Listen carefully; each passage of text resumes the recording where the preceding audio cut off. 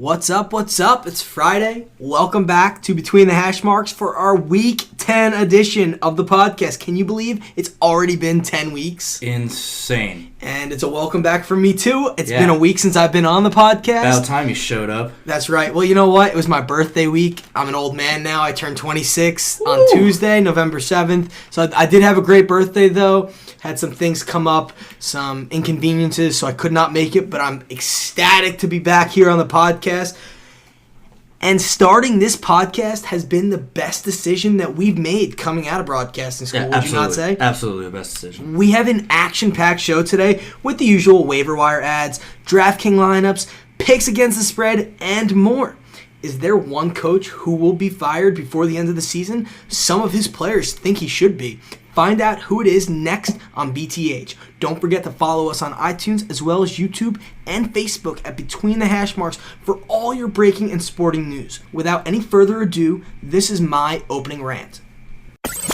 Your number one source for sports. You know who I can't stand? Kevin Durant. He looks like Donald Trump and Hillary Clinton had a kid. Now, who can argue with that? I hate Boston. I'm the biggest Miami Heat hater you'll ever meet. I just don't understand where you're getting your bogus information from. What the hell are you even talking about? Well, I'm sorry you're too freaking sensitive to handle the truth. You think I'm crazy? I'm just getting warmed up. You're now Between the Hash Marks with James Koklak and Sean McCabe.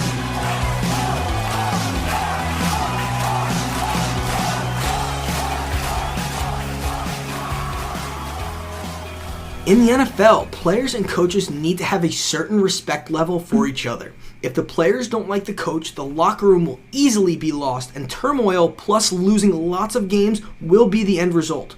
If I told you before the season, through 8 games, one New York team would have issues in the locker room, issues with their coach, and would be 1-7 on the year, I'm sure everybody's guess would have been the New York Jets. Oddly enough, New York's true team, in air quotes, the New York Football Giants, is the team that have all these issues. Besides injuries that have ridden the Giants and their star players, we now have reports out that 2 New York Giant players have anonymously called out their head coach, Ben McAdoo.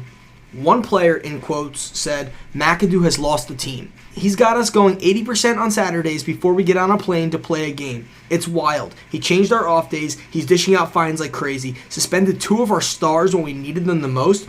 Throws us under the bus all the time. He ran us into the ground, and people wonder why we've been getting got." Another player said, in quotes, "Guys are giving up on the season, and nothing is being done. Guys just don't care anymore." Calling out your coach and without putting your name behind it is the most cowardly move you can make. These types of comments need to stay in-house. You are adults, and this is a kiddie game you're playing by saying these things anonymously. If you have a problem with your coach or the way he runs the team, you bring it to him, you talk to your teammates, and you figure out a way to fix it. The way these 2 players went about this is not only wrong, but immature. Landon Collins, as well as Jonathan Casillas, 2 leaders on this New York Football Giant defense, said it was cowardly, and they want these players who said those things to stand up and put their name behind it. Damon Harrison, a.k.a. Snacks, has echoed those same comments. Although a source has said, in quotes, that players hate McAdoo and no one trusts him, that is not a reason to cause a stir in the locker room. The team is bigger than you. There is a reason they call it a team that includes 53 players plus coaching staff and etc. You win as a team, you lose as a team, and you fight as a team, not with the team. Yes, the season has not gone as planned, and I can understand the frustration for a team that was very talented on paper to start the year, and now your season is over at 1-7. But you were a professional who was making a minimum of 6 figures per year playing the sport that you love. People would do anything to live out that dream, and you have taken advantage of it. I agree, McAdoo needs to be fired. He is not head coach material, but there was a different way to go about this. There is no room in any sport for this kind of nonsense. It belongs in a kindergarten classroom. It is sad that it's come to this, but for the New York Giants, I hope these 2 players stand up and put their names behind it and own it, because that's the right thing to do. Sean, what are your thoughts? So, normally I would totally agree with you that, these players are calling out their coach anonymously. You know what? You need to put your damn name on it, man, because when you're doing this behind the back of your coaches and other players and other teammates, you are really you're creating these rifts, you're creating these layers that it doesn't work well for the team at all. But you know what? The things they are saying are not wrong at all. It doesn't matter if they're not wrong, but put your name behind it. Okay, yes. No, I 100% agree, but would you recommend the coach himself coming out and calling players towards the media, or would you rather He has. Yeah, I know that. Well, that's my point, and I think that's what the problem is, because the players. You're saying, oh, players bring it to him and talk to him personally. Well, that's what Ben McAdoo should do as a coach. And we see this all the time with coaches in the NFL, coaches in any sport. When they have a problem with a player, they talk to him, they call him out during the team meeting, or they talk to him behind closed doors. But you know what? Ben McAdoo did not do that. This week, he's calling out Eli Manning, saying, "Oh, we may bench him, whatever." And he's called out other players. Yeah, that's not the right way to go about it. When you're not giving your players that kind of respect, how can you expect that kind of respect from your players? You know what? And I agree with that, but I think that Ben McAdoo should have been fired ages ago. He is not head coach material. No, absolutely not. The fact that they got rid of Tom Coughlin for him, and basically what they said with Tom Coughlin was, "You're the only problem with this organization. Everything else is completely perfectly fine. You're the problem, so we're going to bring look McAdoo." at the Jacksonville Jaguars. Yeah, when they brought in Tom Coughlin. Instilling that discipline. Look, the Jaguars, they suspended Leonard Fournette for one game for missing a team photo. A very, very minor thing, which as a Jags fan, it's like, oh my God, what are you doing? But you know what? The discipline... It's teaching him a lesson. Exactly. It taught him a lesson, and the Jags, they went out and they won. They carried their business without him because they didn't need him. And having that discipline with every player, holding everybody accountable actually works. Ben McAdoo does not hold players accountable at all. Like, he's not... Look at Odell's antics all year long, over the past year and a half. I think that there are multiple issues with this, and I will never be okay with a player calling out his coach anonymously. Never. No, I will never be okay with a coach doing it vice versa. So the way I think the way this should play out is McAdoo needs to be gone, and those players who called him out anonymously need to be fined or taken off the team and cut, because they need to learn a lesson too. This is a football team. This is not Ben McAdoo and two players. So would you have a problem if these players put their names on it? No, I would not. Because you know what? Ben McAdoo's doing the same thing to them, but he's putting his name on it. Don't be anonymous with it. If you're going to call out your head coach and treat him the same way he's treating you, put your name on it. But the way you went about it was cowardly, and that's what I have an issue with. No, I agree. It's totally cowardly on their part, but if they did put their names on it, then we'd be doing a different opening rant today that, oh, they shouldn't be calling out their coach or whatnot. It's very possible. So do we want these players to be candid? Yes, we do, but then we kill them for it when they are. So the anonymous... It's a fine line. Yeah, exactly. It's a fine line that is so hard not to cross, but the end result needs to be Ben McAdoo needs to go. He is not head coach material. And that's one of the things why I don't have a huge problem with this. Yes, I think they should put their names on it. They should. Doing anonymous comments when you're bad-mouthing somebody is always such a cowardly act and such a below, like, you call yourself a man's man, and you're just doing this cowardly act. Like, yeah, you're not, but it's like, they're not wrong at all at any level. They're not, and Landon Collins, Damon Snacks Harrison, Jonathan Casillas, I guarantee you all three of those think the same thing that those other two players think, but they would have put their names behind it. Those players probably think the same thing, but they don't go out and announce it to the media. They don't reach out to the media. Josina Anderson didn't reach out to these players. These players reached out to her. They went out of their way to anonymously rip their coach, and that's the part that I have a problem with. Yeah, no, I could definitely see that. I definitely think that is a huge problem. These players need to grow up. I mean, you got to think sometimes these are just 22, 23-year-old guys. I mean, they're our age, essentially. I mean, they're younger than you, most of them. So it's like, yeah, if they're making these mistakes... But hey, I mean, they're not wrong, but they should put their damn name on it. But you know what? If they did put their name on it, then we'd be talking about something different right now, and we'd be ripping them a new one for it. Even though Ben McAdoo did the same exact thing, we should makes great radio. I mean, we should be ripping Ben McAdoo for calling out Eli. But I mean, you know, and you know what? Screw you, Ben McAdoo, because you suck as a coach. No, absolutely awful. And honestly, the entire organization has been crap ever since they got rid of Tom Coughlin. Blaming Tom Coughlin and blaming the entire problem on Tom Coughlin is one of the most ridiculous things I have ever heard. And, you know, just as we can see, hindsight's 20/20. Yes, them saying that, completely absurd. They made the wrong move. One thing that this kind of reminds me of, in a sense of why Tom Coughlin was let go, It's in a different sport, but it just happened. Letting go of Joe Girardi reminds me of letting go of Tom Coughlin. They let him go. He was too intense. You don't communicate with the players. It is time to get a coach who will communicate with the players. And I said the Yankees were going to take a huge step back. Look what the Giants did now, losing Tom Coughlin. They took a huge step back. We'll take a look at what the Yankees are doing now. They're thinking about I forget his Rob name. Thompson. Yeah, Rob Thompson. By bringing him to the head coach or to the manager position, you're basically saying, Joe Girardi, it's all your fault. We get rid of you. We're going to be totally fine. Which is such a freaking insult. And they're so wrong. So absolutely wrong. I know there's more into being a head football coach than a baseball manager, but Joe Girardi is one of the best baseball managers in the league, if not, top 3 in my opinion. As a Red Sox fan, I'm saying top 3. So without like question, right now. Although I do like some of the managers they are interviewing, David Cohn and Aaron Boone, former Yankees, great baseball minds. No, and that could work out. No, it could work out. But the fact that they're even thinking about hiring their bench coach is, man, you're basically saying, Joe Girardi, you're the problem. Yeah, and everything else is fine. He was not. No, just like Tom Coughlin wasn't. No, he made one damn mistake, and the mistake didn't even cost hurt. him. Exactly. Didn't even cost him. Exactly. Coming up next, we have our players that you absolutely need to pick up for your fantasy season. You're listening to BTH. You're listening to Between the Hash Marks with James Koklak and Sean McCabe, brought to you by an unknown sponsor we don't have yet. Now back to the show. And welcome back to Between the Hash Marks. We are here giving you the season-long fantasy pickups that you needed to add yesterday, but we're giving them to you today. My first pick, you absolutely need to pick up Cooper Kupp.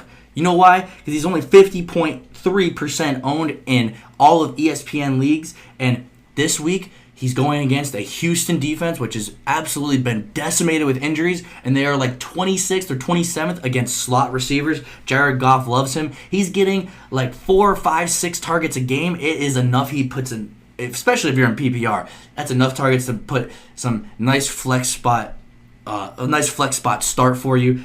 Good points. Cooper Kupp is the guy that you need to pick up yesterday. Who you got? I got Elijah McGuire on the New York Jets. Matt Forte is out this week. And you know what's funny is that actually McGuire had more offensive snaps last week than Bilal Powell. He had 20 offensive snaps with 14 touches, a season high for him. So he touched the ball on every play except for 6 while he was in the game.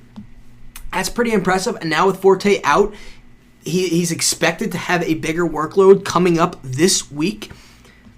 I expect Elijah McGuire to not only perform well, but have a touchdown this week. Tampa Bay is absolutely horrendous on defense this year, and McGuire, he's only owned in 8% of ESPN leagues.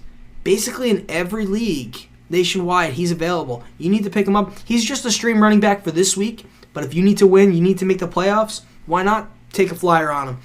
He outtouched both starting running backs last week as a backup while they were playing. It's mind-boggling, but these are facts. These are numbers. Facts don't lie.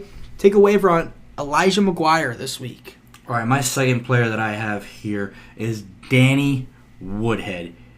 Yes, the one, the only Danny Woodhead. He's owned in 38.9% of leagues. People are starting to pick him up because he comes back next week. He's off of the IR next week. The Baltimore Ravens are on a bye this week. So this is the week to get him because next week everybody's going to be getting him. You need to pick him up now. He's been added in 13.9% of ESPN leagues over the last week. You absolutely need to get him now. He is a top 15 PPR upside, which is insane. He played in like a drive this season, and in that drive, he got 3 catches for 33 yards and 3 catches for 33 yards and 1 carry for 4 yards. So in that one drive, he got you like 6.5 points. They are going to use him. They have a bunch. They've been streaming running backs left and right in Baltimore. Alex Collins, Buck Allen, whoever they got, but none of them seem to be consistent for this team. Danny Woodhead, they're going to use him more, use him a lot. And unless he's injured, this guy is totally worth having on your team. Do you have anybody else, James? I do not. All right. At this point in the season, so many waiver wire ads have already been added, so it's kind of tough. But those 3 players, you cannot go wrong with any of them. Danny Woodhead, I love that pick for next week. I'm actually, as you can see right now, I'm looking to add him to my fantasy roster because I know how valuable he can be. So, he's just a nice stash. I love that pick. He was great on San Diego. We're going into our DraftKings lineups now, and I just want to say here, I gave you my DraftKings lineup last week, and you know what? I did what you guys should be doing, listening to all of us. Everybody that gives you advice on this podcast, whether it's James or myself, or it's Eddie, or it's Nick, you guys got to be listening to them. Just because they come on every once in a while doesn't mean they don't know what they're talking about. And you know what I did? I listened to James, and I listened to Nick, and I listened to what they had to say about DraftKings, and I dropped one of my players. I added Alvin Kamara. He got me 32.5 points in DraftKings. I listened to Nick, my tight end. I dropped my tight end. I picked up Jack Doyle. Got me 14.3 points. Such a huge value play there. And you know what? I ended up putting over 165 points in my DraftKings league, and I won money. Yes, thanks. I mean, I had a lot to do with it. I picked my players myself, but you know what? I heard some good advice from them, and I did what you guys all should be doing to win the big bucks. Well, you're welcome. Yeah, thank you. I know, I appreciate that, and I like giving where credit is due.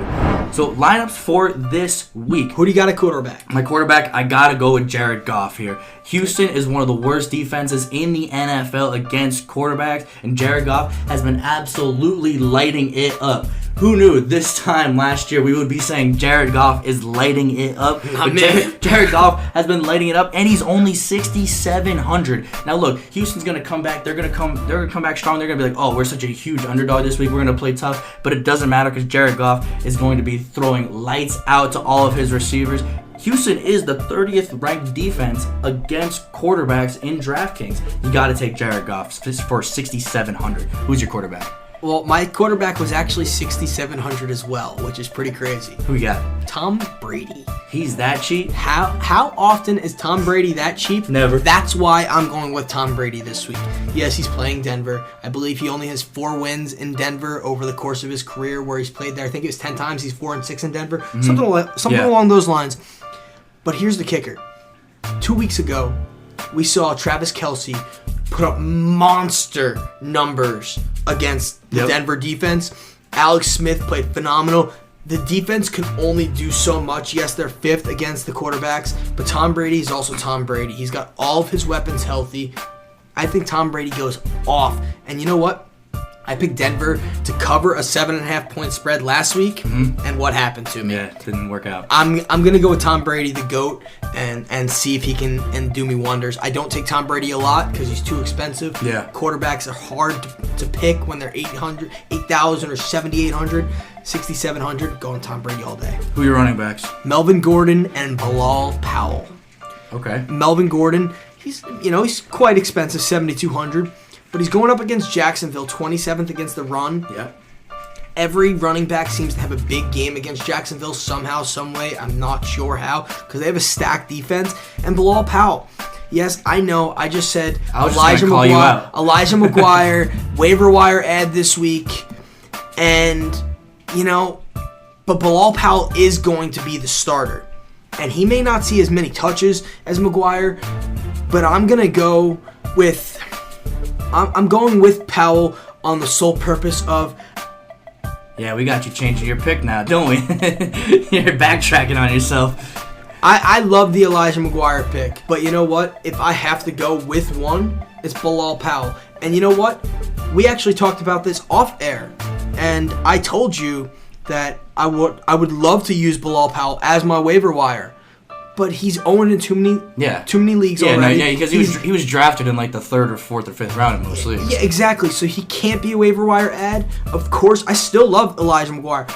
I think he'll have a great week this week. But Bilal Powell's still going to start the game. Yeah. And I'm expecting him to see more touches than McGuire, even with Forte out. So if it's even, it's even. Powell should have a big game against the 28th rush defense in Tampa Bay. Alright, I thought we were going to have to put the backpedaling music on you here, but it's alright. My running backs, I totally agree with you with Melvin Gordon. Dude, for some reason the Jags have the best defense in the league against passing. Like, they can shut down Big Ben and Antonio Brown and Juju Smith-Schuster and Martavius Bryant and everybody that they can freaking throw at them. They can piss AJ Green off, make him get in fights and everything.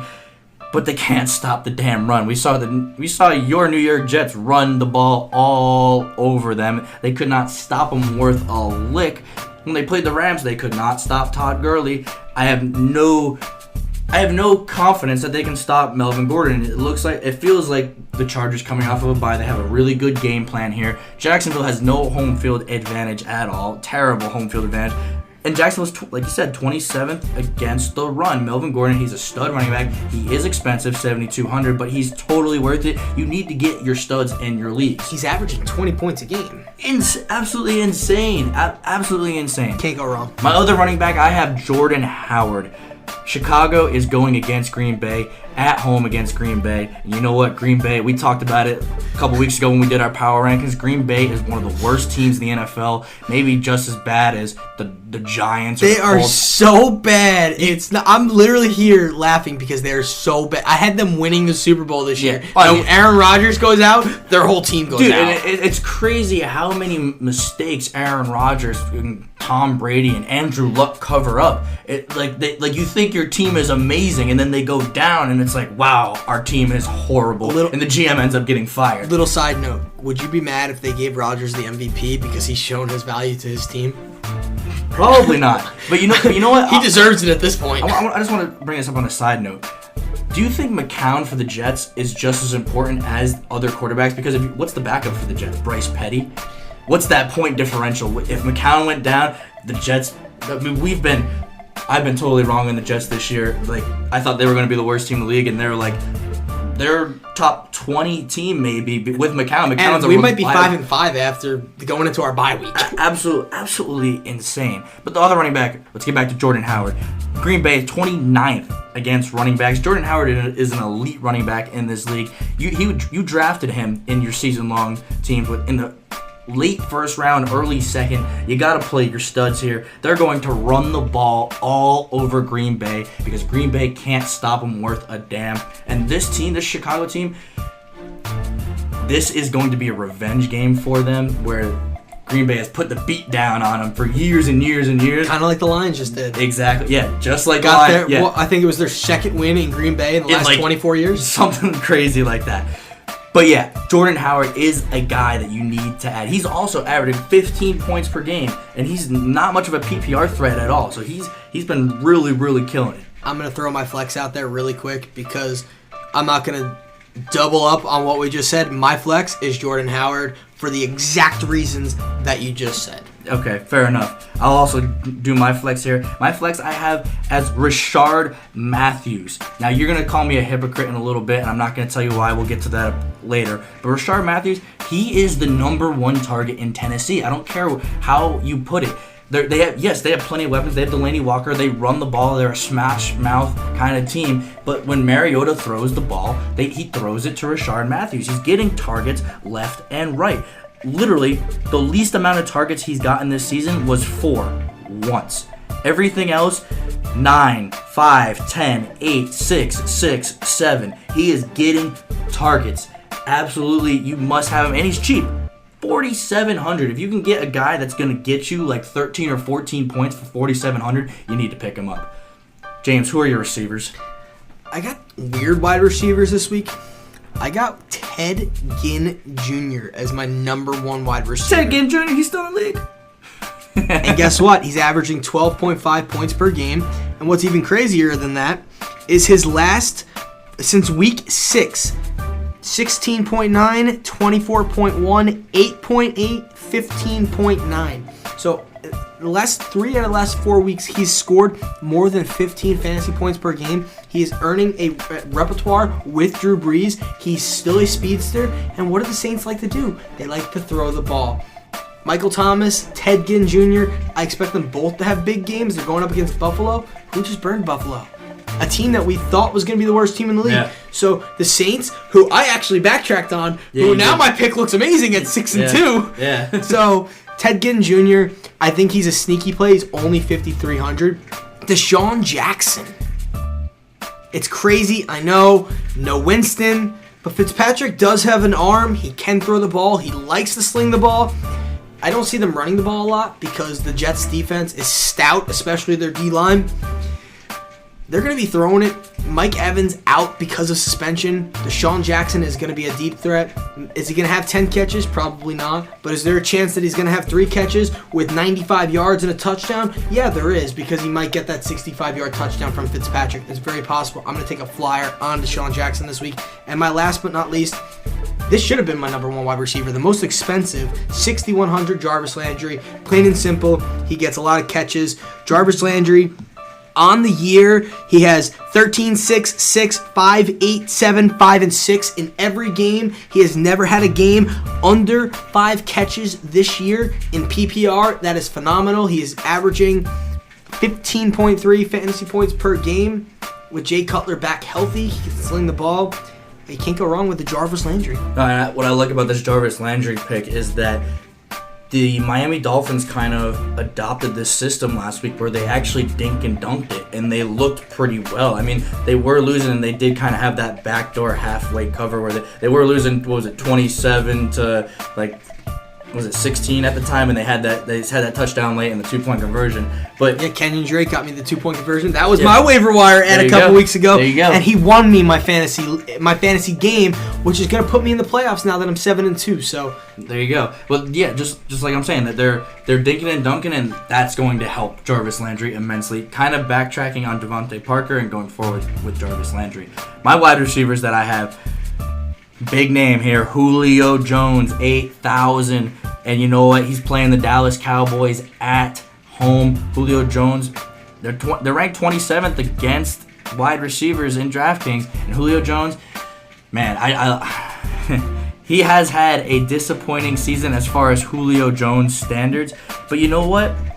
If you actually look at the production he has had, he's averaging over 15 fantasy points per game. And over the last 3 weeks, take that Jets game out, where he only got 3 catches for 74 yards. But the last 2, he had 118 yards and 6 catches, no touchdowns. Last week against Carolina, which he should have caught a 40-yard touchdown bomb, which would have put his total from 20.8 to something in the 35 area. So Julio Jones, he's thinking about that. He's going to go out. He's going to ball out against this terrible Dallas secondary. And also, the game where he had against New England, 24.9. He had 9 catches, 99 yards, and a touchdown. He's feasting on these terrible pass defenses. He really hasn't played that many of them, but when he does play them, he does feast on them. Give me Julio Jones, and he's only 8,000.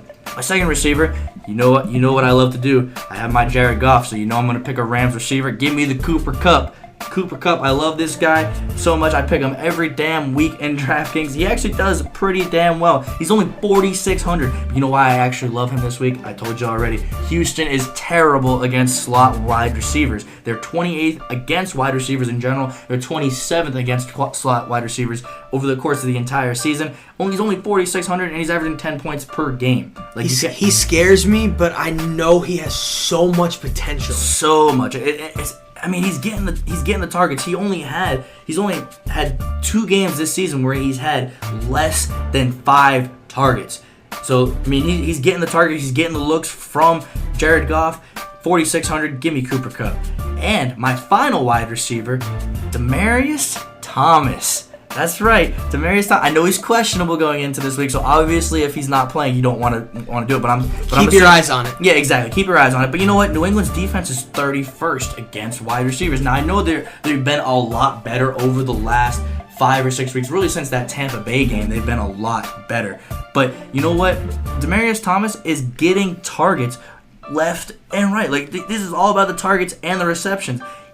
Just week by week targets. 8, 9, 5, 14, 6, 9, and last week he had 12. He was missing Emmanuel Sanders. When Emmanuel Sanders is out, teams double team him. They have to. There's nobody else really on the team to cover. Demaryius Thomas, they now have Emmanuel Sanders back.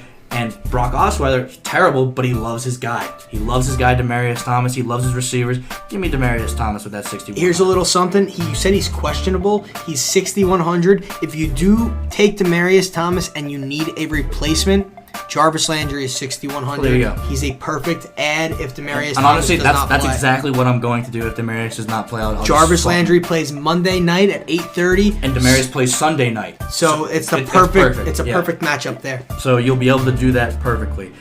Going into the tight end now, James, who do you got? I never take this tight end. I am always afraid to take this tight end, but I'm going with him this week because of what Travis Kelce did a couple weeks ago against the Denver defense. Rob Gronkowski.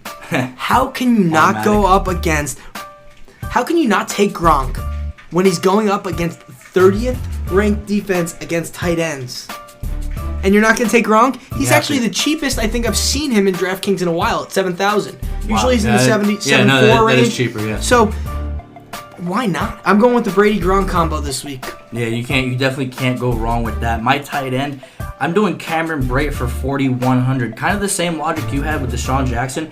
There's no Mike Evans. Yeah, I know there's Ryan Fitzpatrick out there, but Ryan Fitzpatrick, he's going to want to sling it against his own team, prove to his old team that, yo, you guys should have paid me, and I'm worth it. He's going to be slinging it, whether it's to Deshaun Jackson or Cameron Brate.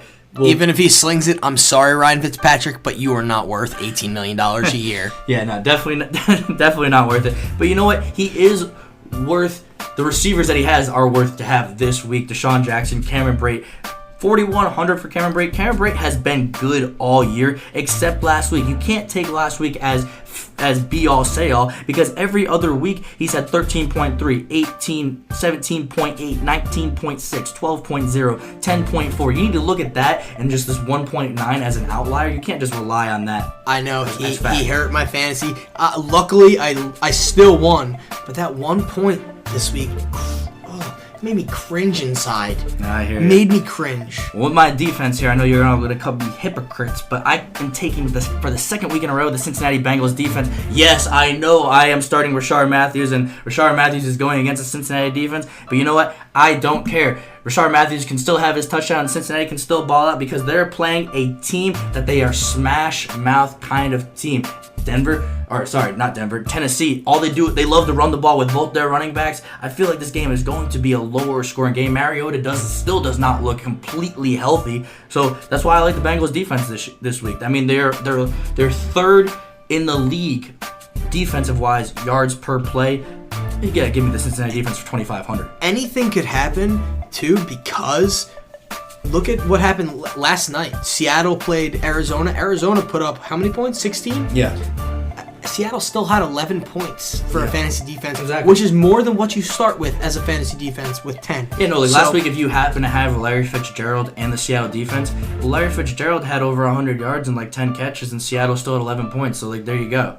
It could be a perfect world, so I wouldn't go as far as saying you're a hypocrite there, but I have the 49ers defense, and I know, but they're going up against the miserable Giants team, so anybody going up against the New York Giants, their defense should be relatively okay. Coming up next, we got our picks against the spread, and maybe a little segment that we have never done before, but it's deserving today because there is a POS out there somewhere in Boston right now. Coming up next on BTH. You're listening to Between the Hash Marks with James Koklak and Sean McCabe, brought to you by an unknown sponsor we don't have yet. Now back to the show. And welcome back to Between the Hash Marks. We have your favorite segment of the week. We're winning you money every single week. James, I know you went 2-2-1 last week. I did go 2-3. But you know what? I want now. How often do you tie? It's so weird. It was weird because it was a backdoor kind of thing. Oakland was up 27 to. Oh wait, yeah, it was up. They were up 27 to 16, and then Miami had that touchdown and the 2 point, and then the 2 point conversion is to what make got a three-point game. But it ties. I mean, if you're tying, you're winning. That's how I look at it in sports betting. It's true. But I want to bring up. I did go 2-3 last week, which a little bit of a disappointment. I could have gone 4-1. I do want to bring this up quickly. You cannot be too hard on yourself when you have a bet and you end up losing it because of outlandish outlier factors. Now, if you had a Falcons bet last week against Carolina on the Falcons, I mean, at one point you could have gotten the Falcons +2. You also, later on, right before kickoff, the Falcons actually swung from a +2 underdog to a -2.5 favorite, which is honestly ridiculous. That kind of the big swing, yeah, so close. kind of that huge swing over the course of the week. But the thing is, the Atlanta Falcons ended up losing to the Carolina Panthers 20-17. And look, Julio Jones on a 4th and 7, they call 4th and 7 a seam route right down the middle of the field. Julio Jones is wide open in the end zone, and he drops it off of his chest, and he's just laying there down on the ground. It killed me to see this. It probably killed Atlanta Falcons fans more than it killed me, but it absolutely blew my bet. And if you had real money on that game, I'm very sorry for you, but you can't be hard on yourself for that kind of pick because you had it right and then an outlier factor happened. Julio Jones is not going to be dropping wide open touchdown passes. You can't on control the regular. those types of things. Exactly. But just going right into the picks here, we have 2 games that we both agree on. We have 1 crossfire game and 2 other games. My first game that I have here is the Cleveland Browns are getting plus 12 at Detroit. Now look, this is a little bit weird for most people. The public hates teams that are winless, and Detroit on Monday night, they beat Green Bay. It's a bad Green Bay team, so we shouldn't be overreacting to this Detroit win. But you know what? People are, because if you looked on Monday before the game, Detroit was a 9-point favorite. After the game, they became a 12-point favorite. In some places, 13-point favorite, which is absolutely ridiculous. They did nothing than what we thought was going to happen. They won a game without the team that is garbage without a starting quarterback, and they beat them how we thought they were going to beat them. Cleveland is plus 12 here. And here's a little stat for you. When an 0-5 team or worse has 10 or more days of rest, the Cleveland Browns have 10 or more days of rest. They had their bye week last week. They are 18-3 against the spread. 18-3. That is almost automatic. Still scary though. I had to shy away from it. No, I understand why people shy away from it. People are scared of the Cleveland Browns and betting on them. They are a scary team to bet on. And look, Deshaun Kaiser's the worst quarterback in modern history. I mean, we did a couple weeks ago, we talked about how he's worse than Jamarcus Russell. And yeah, he could throw 2 pick sixes and then you lose your bet. And boom, you lost your bet. But you know what? 18-3 against the spread, teams that are 0-5 with 10 or more days of rest. Look, the Cleveland Browns are looking at this like they're not going off. This is the time when on bye weeks when most players, they go on vacation. No, not the Cleveland Browns. Not when you're a winless team, you don't go on vacation. You are hearing all the sports media guys just pump it into you that you guys are trash, you guys suck. So this is where you come out the most dedicated, the most hardworking, where you read the playbook a little bit more, you study the plays a little bit more, you practice a little bit harder, and I expect Cleveland to come out really strong this week, even though it is on the road. And another thing to look at, it's so. I honestly think Cleveland's going to go 0-16 at this point. No, they might be the worst team in modern day history. They Even worse than the might be 0-16 Lions. But it's just weird to me that it was +9 before Monday Night Football. Now it's +12. The Lions did not just get 3 points better just because they beat Green Bay, who we thought they were going to beat anyway. I have to agree with that. It's just that's the one game that I had to shy away from. But oddly enough, I have a big spread on my pick too, and I'll go into that later. That's our crossfire pick, by the way. But I just hate picking those big spreads, but there's so many of them this week. Yeah, so many. There's a 12, 11, 10, 13. So it's definitely a tough week in the sports betting. I got the Vikings at a -1.5 point favorite at the Redskins. Mm-hmm. Now, the Redskins are definitely a good team. They just beat Seattle in Seattle, but they're so inconsistent, and the Vikings have actually looked pretty good. They're at 6-2 coming off their bye week. Case Keenum has looked not terrible. They got 2 good wide receivers. Jerick McKinnon has really stepped up and filled Dalvin Cook's void. Same with Latavius Murray. The Vikings have looked good. And this game should be close. I expect this game to be one of the best games on the schedule this weekend. But the Vikings should come out on top. You're looking at a 1.5 point spread. This game could go either way. I'm going to go with the Vikes, though. Yeah, the reason why I stayed away from this game is because when Washington they're one of the most confusing teams. They lose at home to Dallas, and they go on the road to Seattle, which we all think they're going to get blown out, and they ended up winning the game outright. I think they were an 8.5-point underdog going into that game, and they win the game outright. But the thing that bothers me about Washington is they have offensive lineman injuries that are questionable to play this week, and if they do play this week, I would take Washington, but I don't know, so I am not going to touch that game at all. But I do like, if you want to do a little bit of a side bet, I do like the under in this game because, look, what's the under? The under, I believe, last time I saw it was at 42.5. So if you can get it at that number, or if you can get it at 40, if you can get it anything, I'd go with the over. No, but the reason why I say this is because, look, the Minnesota Vikings, they don't put up 20 points, more than 20 points per game, and they are going to shut down whoever they play. They have not given up more than 20 points this entire, I don't think they've given up 20 points this entire season, and the one time they did was to the Pittsburgh Steelers in Pittsburgh.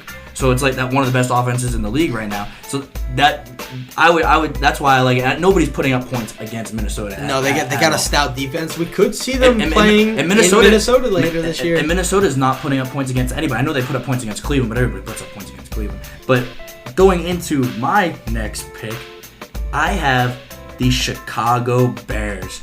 They are a 5.5-point favorite against the Green Bay Packers. I almost took this game. Yeah, came close. This game, it's just too damn juicy. I wish I got it earlier because I saw earlier in the week it was at 4.5. I was like, I should have gotten it, but 5.5 is still good. There are places that are asking for 6.5, 7. If that's where it's at, stay away. Stay absolutely away. I saw 5.5. Yeah, 5.5. You're good to go. This is super revenge for the Chicago Bears for years of misery, getting a pounding on by Aaron Rodgers, just destroyed. And Brett Favre too. And Brett Favre too, absolutely. But look, last time these two teams played this year, yes, the final score was 35-14, but the Bears only gave up 260 yards the entire game. They had a lot of turnovers, and that's why the Packers were able to score a lot of these points. But yeah, there's no Aaron Rodgers this time. They're not going to be able to put up those points. And the Bears' front seven is a real front seven on defense, and don't even get me started about. I know you love Eddie Jackson. I know you love using Eddie Jackson. My Bama guy. I believe it was his first game. No, well, couldn't have been his first game. He had a 72-yard pick six and a 73-yard fumble recovery touchdown in the same game. First time ever in NFL history. Absolutely amazing. And the Bears' offensive line is good. They have two really good running backs, Tariq Cohen and Jordan Howard. Jordan Howard we were talking about earlier. And they've been rejuvenated since Mitch Trubisky. I know he hasn't been balling out per se, but the team, since he's been there, have been playing a lot harder, and that's what you're looking for here. Teams are playing hard. They're looking to build on this year is what the Bears want to do. And I actually think they're going to win this game. I just am so scared that they're not going to cover the 5.5. Yeah, understandable. That's why I shied away. The game that I actually went with instead, which is probably just as sketchy, the New York Jets, a 2.5-point favorite at Tampa. I'm taking this strictly because the Jets defense has looked pretty dang good over the last couple weeks, and Tampa has not. Not only has Tampa looked bad, and you take away their star quarterback, Jameis Winston, and their star wide receiver, Mike Evans, who is now suspended for one game, and you put in a Doug Martin, who's probably not going to do much because the Jets' run defense is pretty good. It's probably not going to be a high-scoring game. I like the Jets, though, at a -2.5. Yeah, no, this is a game where I don't feel good about -2.5, but I would love if it went lower. If it goes to 2 or 1.5, I'm putting money on this game. If it goes more than that, I'm not touching it at all. I just don't trust. I still can't trust the Jets myself. I can't trust them either, but I'm hoping to be 5-5 at our bye week. No, that would be awesome for you guys. But going into the games that we both agree on, these are the games we both agree on. You should be putting money on these games. We're both agreeing. First game is Miami is getting +9 at Carolina on Monday Night Football. Look, for me, Carolina's going to win this game, but not by 9 points. I agree. Carolina's going to win this game. But look, Carolina is 26th in the NFL on offensive yards per play. That's absolutely terrible. And that was with Kelvin Benjamin. I was about to say, and they traded away their best offensive weapon for the past couple of years. They have no Greg Olsen still. They have no Kelvin Benjamin. Devin Funch is the only guy there. I mean, they do have Christian McCaffrey, but they don't trust him running the ball. They can't run the ball at Jonathan Stewart because he fumbles it left and right. And look, Carolina is a home team, and you think, oh, they're at home, they're definitely going to win this game. Here's an interesting stat for you. Carolina, they're averaging 16.25 points per game at home. They're averaging 25 points per game on the road. They are a much worse team at home this year. They don't have the pressure of playing at home. There's no way that if Miami doesn't cover this spread, maybe I should just never bet on sports again. I don't know, because Miami's got a solid defense. Yeah. They got a really good defense back They there. do. And this game should be close. There's no way. I can't. How does Vegas have this at 9? I don't get it, and it's also like they looked good last week against Oakland. I know Oakland's defense isn't amazing, but they did the dink and dunk offense, and they had almost 400 yards. They had like 395 yards last week. That's the first time they've had that many yards this entire season. I think they're re-energized without Jay Ajayi. They're more dynamic in their backfield. Well, not only that, but Jay Cutler was signed in October. The guy had to get in football shape. You mean August? You mean August, not October. Jay Cutler was signed in August. He needed to get in football shape. He needed to learn the playbook. Yes, I know he played with Adam Gase in Chicago, but things change. It's just, you can't expect him to come in and just be this great quarterback right away. Now that he's been in the system for 9 weeks, things change. He's more comfortable now. The Dolphins' offense should pick up as the season goes along, but he came in so late. He didn't have a whole offseason of training with this team, and that affects you. Look at Le'Veon Bell the first couple of weeks, and now look at him. And he's been on the team. He just missed training camp. That stuff affects you, and it affected Jay Cutler. Especially when you're a quarterback. I mean, it affects the quarterback position more than any other position. Not to mention, I just want to add another thing. Devontae Parker, he's another week healthier, and I just think they're going to be slinging it to him a little bit more. There's just more options for this team going forward in this game. I still think, we both think Carolina's going to win, but just not by 9 points. No, and losing Ajayi, I don't think it's as big of a deal as everybody says. Kenyon Drake is a nice running back. And Damian Williams loved him at Alabama. And Damian Williams isn't terrible either. No, they got 2 solid running backs back there. It could be a running back by committee. And it's running backs that they want to play. They're giving the full effort. Yeah. They're not like, it seemed like Jay Ajayi, he was only averaging like 3 yards a carry. He wasn't that good. And both of these running backs are good pass-catching running backs too, which is perfect for Jay Cutler. So I love this. And our other pick that were picked the same, Bengals are a +4.5 underdog. At Tennessee. Yeah, you go ahead. This, the Titans confuse me because they have such a solid team, but yet they don't utilize it correctly. I don't know what the problem is, but we both had you had the Titans going to the AFC Championship, if I remember correctly, and they just have not looked good this year. Not at all. So the Bengals haven't looked good either, but they have a lot of talent on that team, and they're a little bit more seasoned than the Titans are all around. I think the Bengals not only cover the spread, but they should win this game in Tennessee. No, I can definitely see the Bengals winning this game. Look, just net yards per play. If we take how good they are on offense yards per play, how good they are on defense yards per play, Tennessee is 0.3 plus 0.3, which is 11th. The Bengals are 0.2, which is 12th. I mean, these two teams are very neck and neck. So telling me that Tennessee is 4.5 points better, I totally disagree. And Cincinnati, like I said before, they're the 3rd best defense in yards per play. Tennessee, they're a hard-nosed, smash-mouth kind of team where they love to run the ball, and Cincinnati is that same team on defense. So I think Tennessee's going to have a real tough time running the ball against them. Mariota has not been on point. Like, you think he's getting healthier, and it just doesn't seem like he's doing it. Yeah, I know he has no turnovers in the red zone, but they haven't been able to punch it into the end zone either. It's maybe they need to do what the Bucs are doing, and Jameis Winston could be playing this week. They shut him down. Yeah. Now, I know the Titans season is not over like the Buccaneers season is. Bengals. No.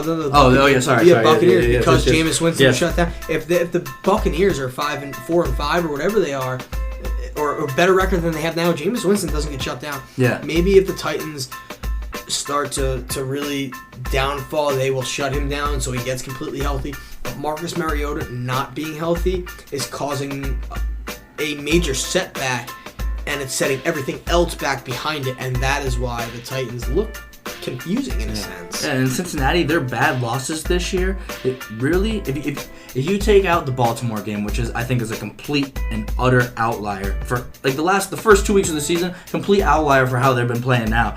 They lost to Pittsburgh, a high-powered offense, and then they lost to Jacksonville because they lost A.J. Green. They had nothing. They couldn't do anything on offense. Everything else that the Cincinnati Bengals are doing, they've been in every single game, including a game in Green Bay when Aaron Rodgers was still on that team. And going to the Steelers, I had them going to the Super Bowl this year and losing to the Packers. I still have them going to the Super Bowl this year, but I actually have them winning it now. Obviously, the Packers are not going to reach it.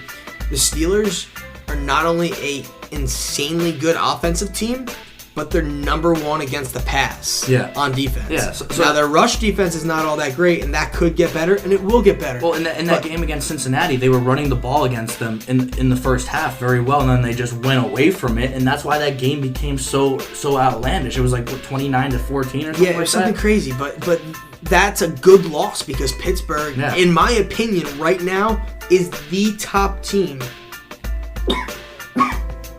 In my opinion, Pittsburgh is the top team in the AFC right now, and they could even be better than Philly because I think Philly's record is misconstruing. I think that they are not as good as 8-1, and the Steelers and the Patriots both are better teams than the Eagles. Yeah, and then so Cincinnati getting blown out by this team with high-powered offense. Tennessee is not this high-powered offense. No, not right now. They could be, but not right now. Yeah. Now, for our crossfire game of the week, we have the Indianapolis Colts getting 10 points at home against the Pittsburgh Steelers. James, I'm going to let you go first and tell me why you have Pittsburgh.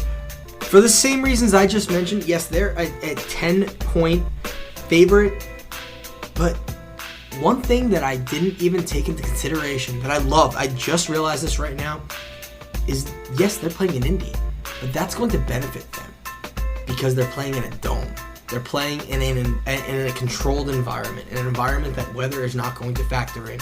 When you have Le'Veon Bell, a Juju Smith-Schuster, an Antonio Brown, a Ben Roethlisberger, the first-rated pass defense, as many weapons as they have, this game, if the Steelers don't blow the Colts out of the water in this game, I'd be surprised.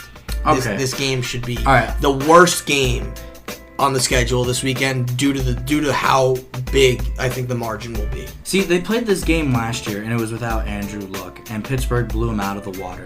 But you know what? That was a game where the Colts did not have Jacoby Brissett, and Jacoby Brissett, we're coming to realize, is a real quarterback. He is a starting level quarterback in the NFL. Whether it's top 25 or top 30, whatever, it's obviously debatable with that. But Jacoby Brissett is not Scott Tolzien. He's probably a touchdown better than Scott Tolzien. He's not Scott Tolzien, but he's now going up against the number one rated pass defense. He is. But you ready to have your mind changed right now? I'm about to change your mind. Nope. Okay. Pittsburgh, when you expect them to blow out a team, they don't. Look at their game against the Chicago Bears. Look at their game against the Jacksonville Jaguars. And you expect them to blow those teams out of the water, and they absolutely come flat-footed. Yes, they had a bye week. They're coming off a bye week. I was just about to say that. But look, Mike Tomlin is not the kind of coach that is like super pushy about get your work done, get your job done. He's super emotional, just like this team. The highs and lows of this team. And I just want to point this stat out to you and to everybody listening. Since 2006, in the entire NFL, when a road team is favored by 9 points or more, those teams in the NFL are 65, 10, and 1 straight up. There was one tie in there. 65, 10, and 1. Pittsburgh, during that time, straight up, is only 6 and 5.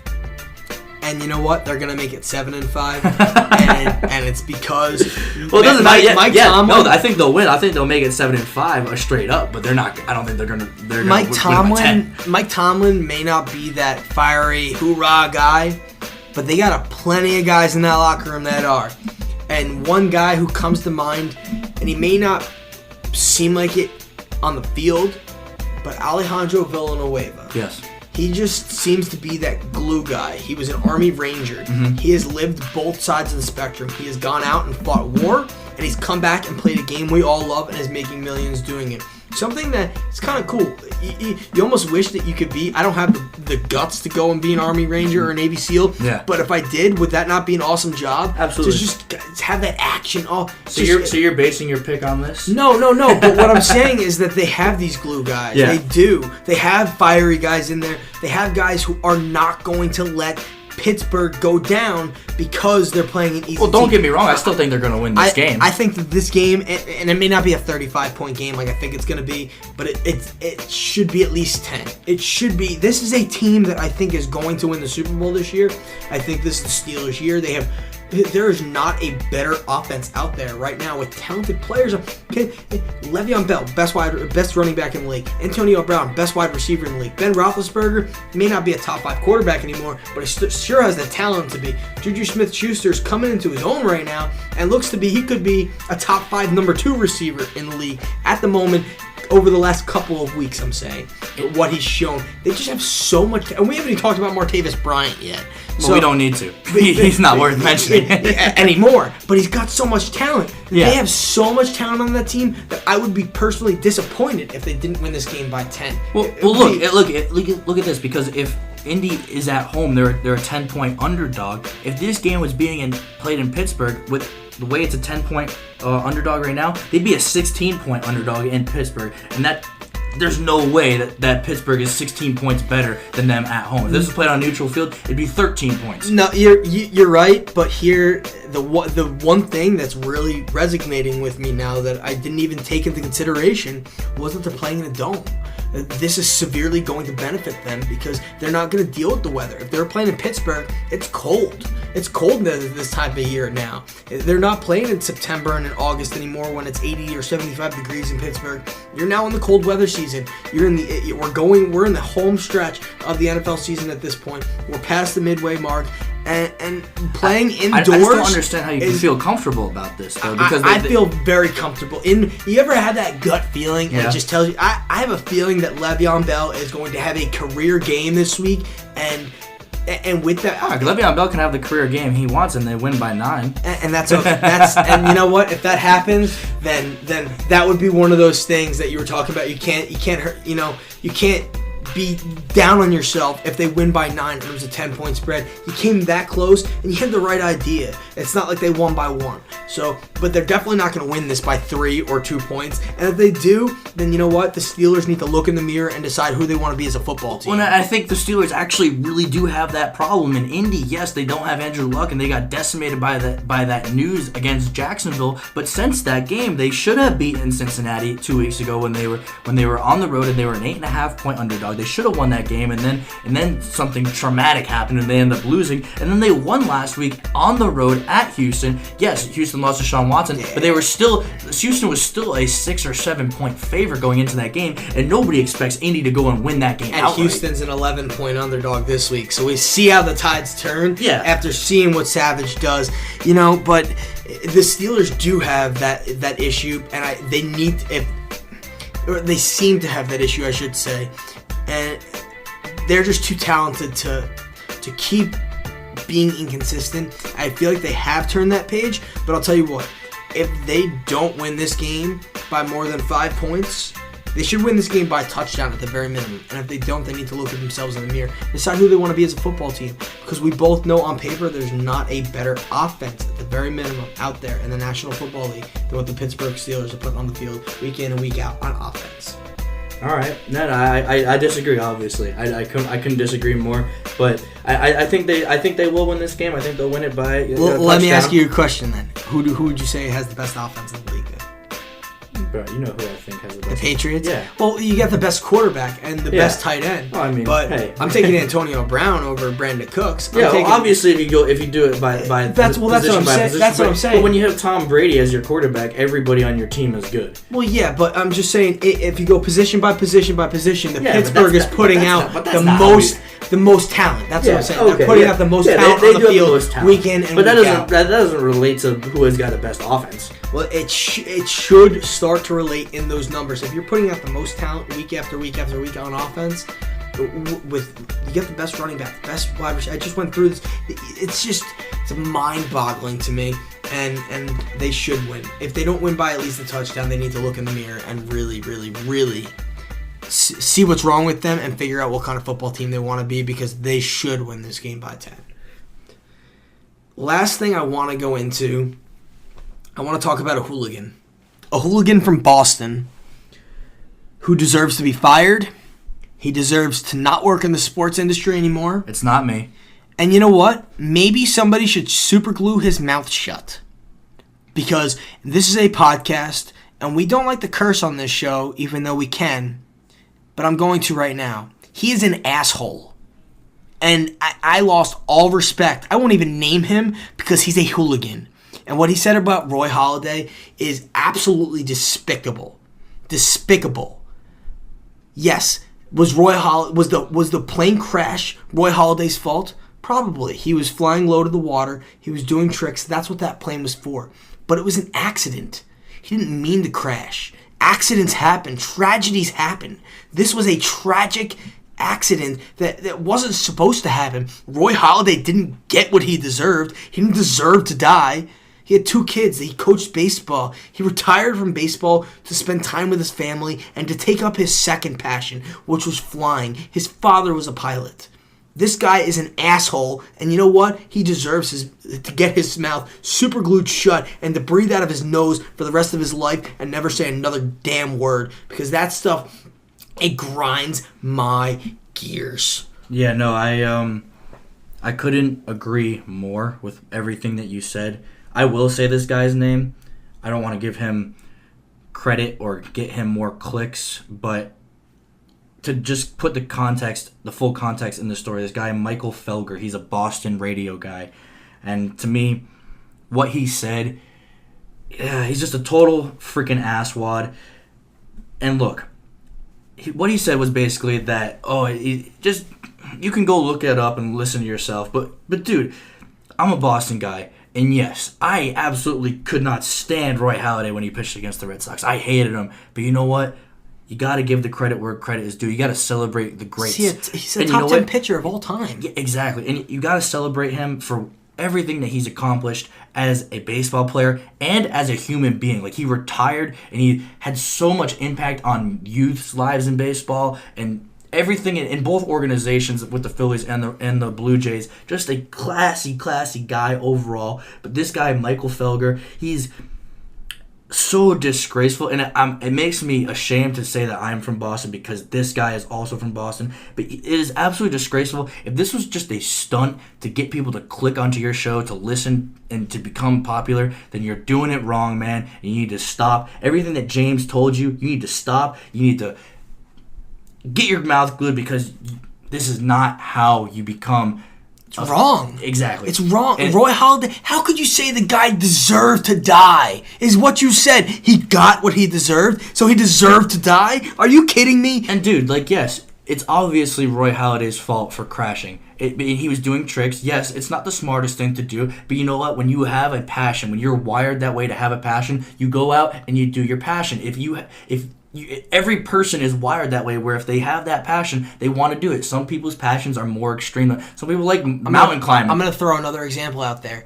Dale Earnhardt. Not Dale Earnhardt Jr. Yeah. Dale Earnhardt. Yeah. Died driving NASCAR in a race. Yeah, it'd be the equivalent of calling him an asshole for driving fast. Does he deserve to die because he liked to race NASCAR? No, he did something that was dangerous. Flying a plane is dangerous. Yeah. These types of things happen. It is a tragic accident. It wasn't supposed to happen. Yeah, no. Any time that there is a tragic accident, death like this, and you're saying he deserves to die based on whatever the hell you're freaking thinking.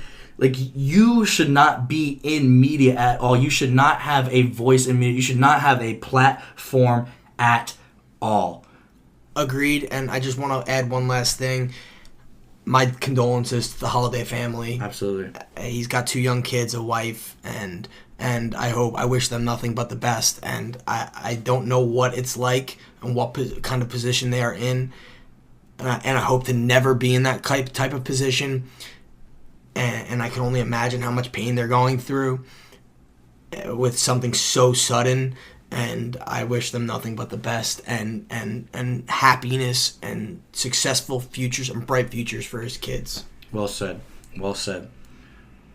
Coming up next week, we have another episode for you. You're going to want to stay tuned for that. It's just as hard-hitting as this one. We really dive into it. We're really going to dive into a bunch of topics. Make sure you like us on Facebook, YouTube, listen to us on iTunes. Maybe we'll talk about the passion in sports. Maybe. Something happened this week that I love the passion. Maybe we'll bring it up next week. But you'll have to listen to find out. You're listening to BTH.